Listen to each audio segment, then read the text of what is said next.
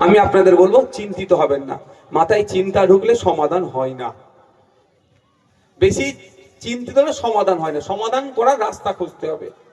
আচ্ছা, এখানে যারা আছেন আপনারা বলুন তো, আপনার দাদুরা কি বাংলাদেশের? একটু এক বাক্যে বলবেন। বাংলাদেশ থেকে এসছে, আফগানিস্তান থেকে এসছে, পাকিস্তান থেকে এসছে, আপনারা ভারতীয়। আপনার পর দাদুরা দেশকে স্বাধীন করার জন্য কাঁধে কাঁধ মিলিয়ে ব্রিটিশদেরকে তাড়ানোর যে বাহিনী তৈরি হয়েছিল, সেই বাহিনীর প্রথম সারিতে থেকে দেশকে বাঁচিয়েছে, লড়াই করে ব্রিটিশ মুক্ত দেশ করেছে, তাই তো নাকি? আপনি ভয় পাচ্ছেন কেন? আপনারা কাদের সন্তান? বিরসা মুন্ডার সন্তান। আপনারা কার সন্তান? আশফাকুল্লাহ সন্তান। আপনারা বিনয় বাদলের সন্তান। আপনারা মাতঙ্গিনী হাজরার সন্তান। আপনারা প্রীতিলতা অর্থনারের সন্তান। আপনারা ভয় পাবেন? আমি এখানে দাঁড়িয়ে বলছি, এসআইআর করলে সব থেকে বেশি ক্ষতি কাদের হবে জানেন? আমার নমশূদ্র ভাইরা বা ওপার বাংলা থেকে যারা আমাদের দেশে এসে আমাদের নাগরিকত্ব, সরকারি চাকরি, সরকারি হসপিটাল, সরকারি স্কুল, সরকারি বাসস্থান সবটাই উপভোগ করছে, তাদেরকে নতুন করে বেনাগরিক করার অপচেষ্টা চালাচ্ছে এই বিজেপি। বিজেপি কি বলছে? 1.5 কোটি নাকি রোহিঙ্গা আছে। আপনাদের তথ্য দিয়ে যাচ্ছি, সারা পশ্চিম বাংলা নয়, সারা ভারতবর্ষে সর্বোচ্চ 30,000 রোহিঙ্গা আছে। সব থেকে বেশি রোহিঙ্গা দিল্লিতে আছে। তারপরে আপনার রাজ্য 3 নম্বরে আছে হরিয়ানা, 4 নম্বরে আছে অসম, ওয়েস্ট বেঙ্গল আছে 5 নম্বরে। যদি 30 সারা ভারতবর্ষে কত রোহিঙ্গা আছে? 30,000 রোহিঙ্গা। ওটা আমার কথা বলছি না, অমিত শাহজির দপ্তরের তথ্য দিয়ে বলছি আমি। 30,000 রোহিঙ্গা সারা ভারতবর্ষে আছে। আর শুভেন্দু অধিকারী গল্প শোনাচ্ছে কি 1.5 কোটি। এবার আপনারা ভয় খেতে পারেন, কি হবে আমারটা? আপনার যেটা ভুল আছে আপনাকে ঠিক করে নিতে হবে। নাম মোল্লা মোহাম্মদ আব্দুল করিম, আধার কার্ডে আছে, প্যান কার্ডে আব্দুল করিম মোল্লা মোহাম্মদ, ভোটার কার্ডে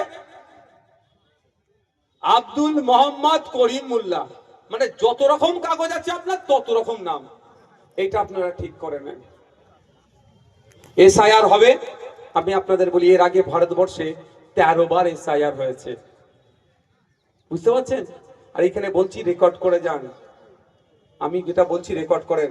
এসআইআর বলছেন আটকে দেবে, গল্প শুনিয়েছিল ডবল ডবল চাকরি দেবে, দিয়েছে। 26,000 চাকরি বাতিল হয়েছে, কি বলেছিল? একটারও চাকরি যাবে না, আটকাতে পেরেছে। আমি এখানে বলে যাচ্ছি, রেকর্ড করে রাখুন, আমার কতটা তিতে লাগতে পারে। প্রথম কথা, মাথা থেকে আতঙ্কর ভয়টা সরান। আমার বলার কারণ, সরিয়ে দেন মাথা থেকে। কি এসআইআর কেউ আটকাতে পারবে না, এটা আপনাদের বলে যাচ্ছি।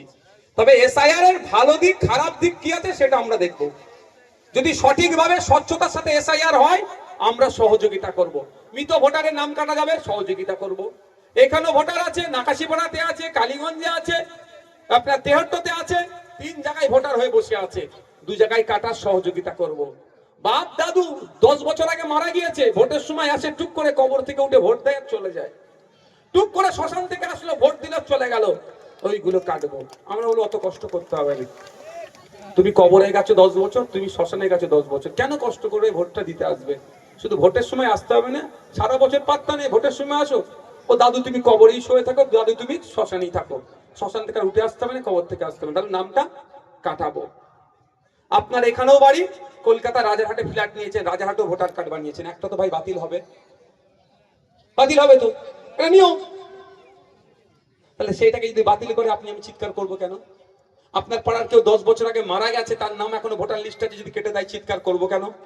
এখানে আরো এখানে প্রয়োজনে সহযোগিতা করবো, যদি সহযোগিতা চাই।